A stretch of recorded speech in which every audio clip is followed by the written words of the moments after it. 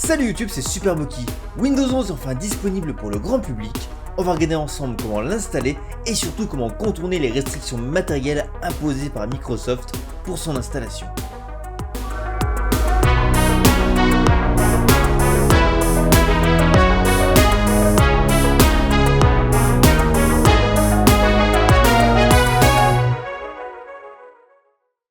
On est donc ici sur un ordinateur qui a une petite dizaine d'années que j'ai récupéré pour quelques dizaines d'euros et qui servira pour d'autres vidéos très bientôt. J'ai installé Windows 10 car l'utilitaire qui va nous permettre de savoir si notre PC est compatible Windows 11 ne fonctionne qu'avec Windows 10. On a ici un Core i3 de 3ème génération, 8Go de RAM et un disque dur de 250Go. On va tout de suite aller sur le site de Microsoft pour voir les prérequis pour Windows 11 et utiliser leur utilitaire pour voir si, en théorie, on peut passer sans problème sur Windows 11. On est donc sur la page consacrée à Windows 11 sur le site de Microsoft et on peut voir ici la configuration minimale requise pour l'installation et également télécharger l'utilitaire qui nous permettra de voir si tout est ok de notre côté.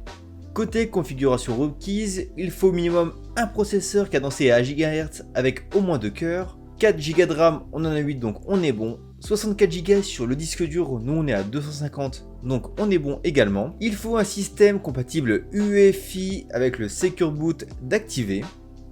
On verra si c'est le cas. Une puce TPM 2.0 sur notre carte mère.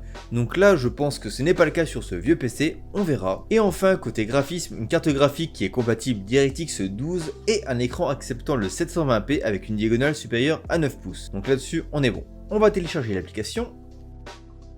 C'est parti pour la vérification.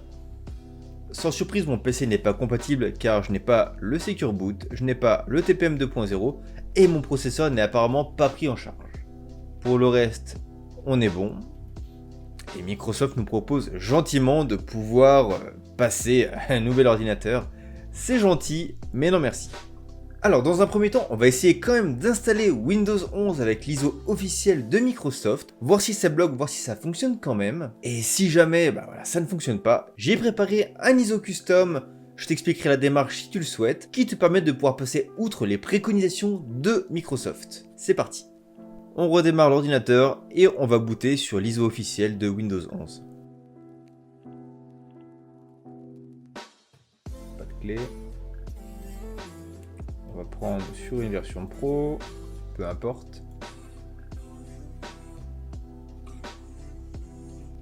Oh non. Voilà. Donc, pour te montrer que ça vient pas de la version, je passe sur une version famille. Voilà. Donc voilà, le tuto aurait pu s'arrêter là, mais il n'aurait pas été très utile. Je vais donc te montrer mon ISO custom qui permet de pouvoir outrepasser ces limites qui sont imposées par Microsoft. On regarde ça tout de suite. Donc on se retrouve sur le même menu que la version officielle. Suivant, installer. On prend la version pro, pareil.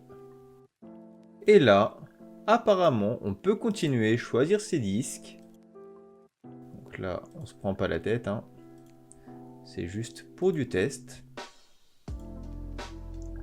Et l'installation semble correctement se dérouler, on n'a pas eu de warning par rapport au TPM, au processeur qui n'entrait pas dans le cadre des préconisations de Microsoft.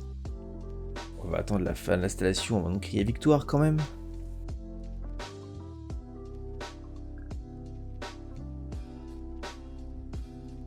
Ah! Pas de souci pour le moment au niveau de l'installation, un petit peu lent car je ne l'installe pas sur un SSD, donc voilà, hein, ma faute. Alors ça, le renommage de l'ordinateur, on va l'ignorer pour le moment, c'est pas le but de la vidéo.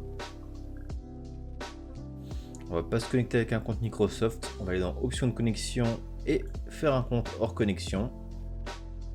Donc là je mets pas de mot de passe, on va juste aller au bout de l'installation pour voir si tout se passe bien. Ah, là d'accord, donc on a bien Windows d'installer. Pour montrer que je ne te mens pas, on est bien sur le même PC avec ce processeur qui n'était pas compatible, la puce TPM qui n'allait pas et le Secure Boot non activé. Je suis bien sur Windows 11, donc cet ISO custom fonctionne. Je mets mon ISO custom dans la description, le mot de passe pour décompresser l'archive est SuperBookey. Original.